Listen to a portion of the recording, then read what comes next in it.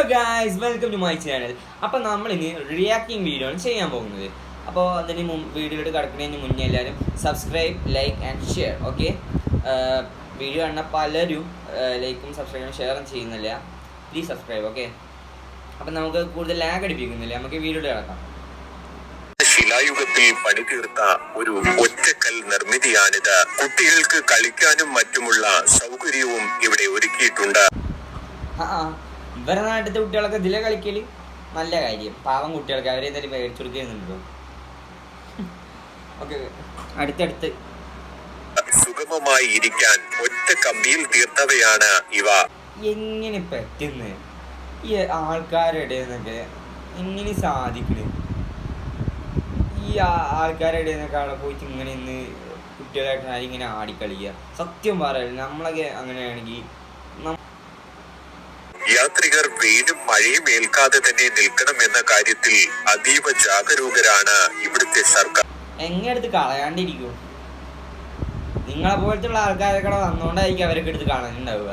നമ്മളെ ലോകത്തുണ്ടല്ലോ, സത്യം പറഞ്ഞാൽ കുറെ ആൾക്കാർ ജനിക്കുന്നുണ്ട്, അതോടൊപ്പം തന്നെ കുറെ മണ്ടന്മാർ ജനിക്കുന്നുണ്ട്. അതുപോലെ വേറൊരു വിഭാഗമുണ്ട്, ഊക്ക് വാങ്ങാനായിട്ട് നടക്കുന്ന ചിലവരുണ്ട്. അതേപോലത്തെ ആൾക്കാരെ പേടിച്ചിട്ടായിരിക്കും ഇങ്ങനത്തെ കാര്യങ്ങൾ എടുത്ത് കളയുന്നത്. അയ്യോ, മോനെയൊന്നും വിളിക്കാൻ പറ്റത്തില്ല എൻ്റെ അമ്മയെ, നല്ല വയസ്സുള്ള ആളാണല്ലോ. ഓക്കെ ഓക്കെ, നോക്കാം അടുത്ത് നോക്കാം. അത്യാധുനിക രീതിയിലുള്ള വാട്ടർ പ്രൂഫിംഗ് സംവിധാനങ്ങളും ഓരോ ബസ് സ്റ്റോപ്പുകളിലും. പറഞ്ഞിട്ടും കാര്യമില്ല, നമ്മളെ നാട്ടിലത്തെ കാര്യങ്ങളൊക്കെ തന്നെയാണ് പറയണത്. ഓക്കെ, അപ്പൊ നമ്മൾ അടുത്ത വീഡിയോ കിടക്കാം കേട്ടോ.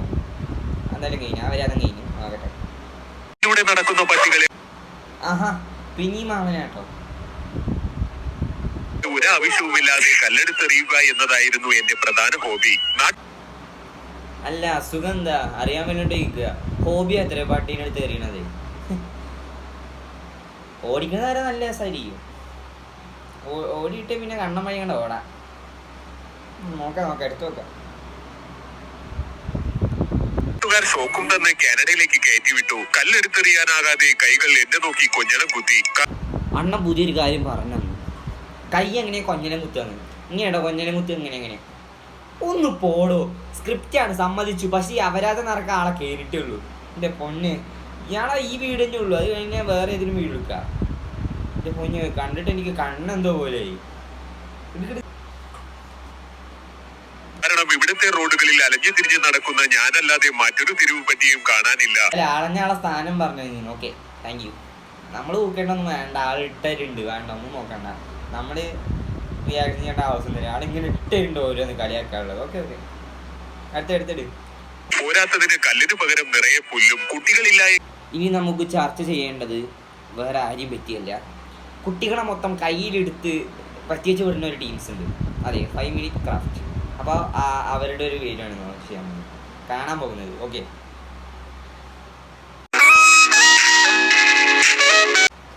ആയിട്ട് വിഴുങ്ങ അങ്ങോട്ട് എന്തൊക്കെയാണ്. ഓക്കെ നോക്കാം അടുത്ത്.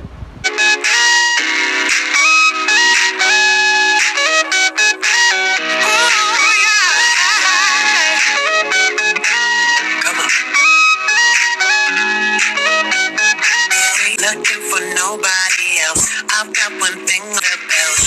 Everything about you calling out to me. I got to hold yeah. Baby, I'm not running around looking. ഞാൻ പറഞ്ഞില്ലേ കുട്ടികളെ പറ്റിച്ച് കയ്യിലെടുത്ത് വിട്ടിട്ട് സംഭവം എന്താ അറിയോ? ഇതൊക്കെ തന്നെയാണ്. പിന്നെടുത്തിട്ട് ഗ്ലൂ ഒട്ടിച്ചിട്ട് സിബ് ഉണ്ടാക്കി. എന്നിട്ട് കുട്ടികളെടുത്ത് ചെയ്യും, അവരെ തെറ്റിപ്പോകും. എന്നിട്ട് അവരെ വിചാരിക്കും അവരെ തെറ്റാണ്. എന്തായാലും അല്ലെ, അറിവ് പറഞ്ഞതിന് നന്ദി. 10ൽ 1 മാർക്ക്. ഓക്കെ, അടുത്ത്.